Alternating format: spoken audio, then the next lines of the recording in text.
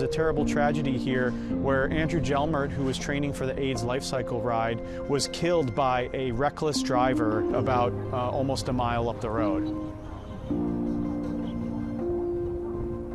He was coming down and a reckless driver drove through at an ungodly speed, lost control of his vehicle, slammed into the curbside and hit Andrew.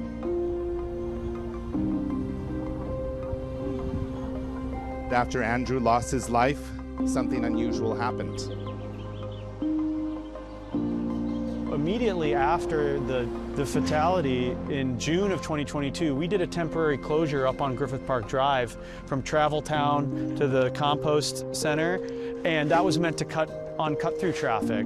And it also galvanized the department to, get a procurement out there right away to hire an engineering firm to design and plan for what we should do.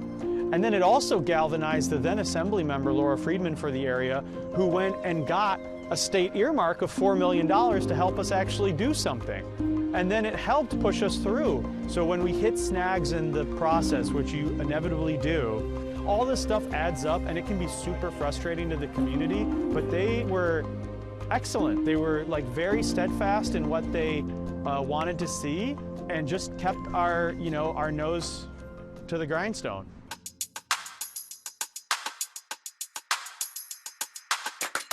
So we had the, ribbon cutting, the official acknowledgement of the new Crystal Springs and Zoo Drive bike lanes and safety improvements in Griffith Park, which is, honestly, it's the single largest investment in the safety of Griffith Park that it has ever had in its history, and well needed, well needed. In February of 2013, I was bicycling in Griffith Park, right near the Autry Museum, when I was hit, pinned underneath a car, dragged nearly a quarter of a mile from the streets of Griffith Park onto and down the 5 freeway at freeway speeds. My right leg was ripped off, about 20 pounds of flesh in 2 minutes, 20 broken bones, 10 ribs. I shattered both my shoulders, my hips, my wrists, you name it.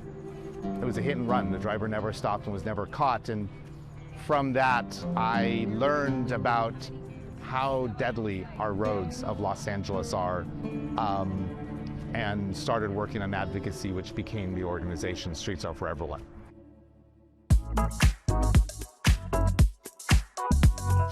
So I think our primary focus in Griffith Park has to be for the recreational uses. That's part of the donation of the land from Griffith J. and Tina Griffith.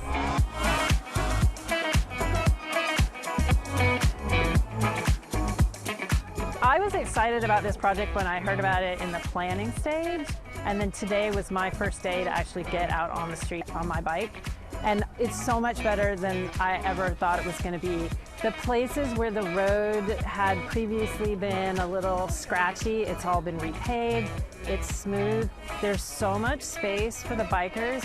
When someone is also running or walking, there's space for everybody.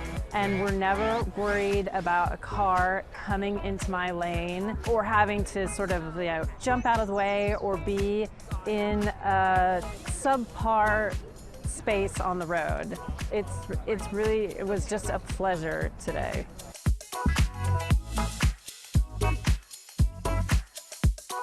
Andrew would have been very happy to see these changes, and I believe these changes would absolutely have saved his life.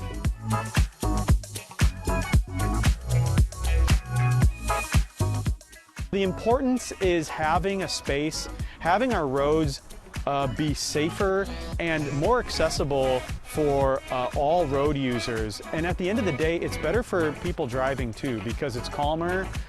You're not speeding with someone trying to change lanes and I'm going to turn here, I'm going to do all this crazy stuff. It's just a more calm experience. And like I said, you're going to get there at the same time going through the park. We're going to go ride the park right now. A bunch of us are going to go ride the new lanes and check them out. So we're excited to do that. Putting on the glasses right here, getting ready to go.